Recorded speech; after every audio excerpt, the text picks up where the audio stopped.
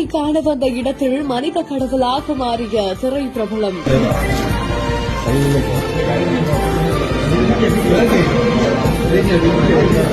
இனிமே எல்லாமே நல்லதே நடக்கும் என்று கவரை கையில் கொடுத்து ஆறுதல் கூறிய அருண் விஜய்.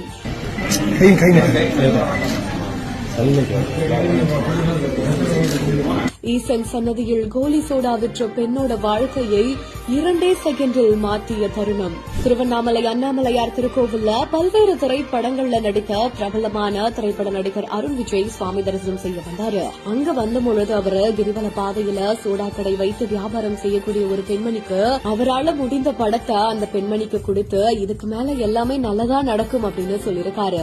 உடனடியா அந்த பெண்மணி சந்தோஷம் தாங்க முடியாம கண்ணீர் கலங்கி அவரோட கால்கள்ல விழ போறாங்க. அப்போ அவங்க கிட்ட இதுக்கு மேல உங்களுக்கு எல்லாமே நல்லதே நடக்கும் அப்படின்னு சொல்லிட்டு கவரை கையில கொடுத்து அனுப்பி வச்சிருக்காரு.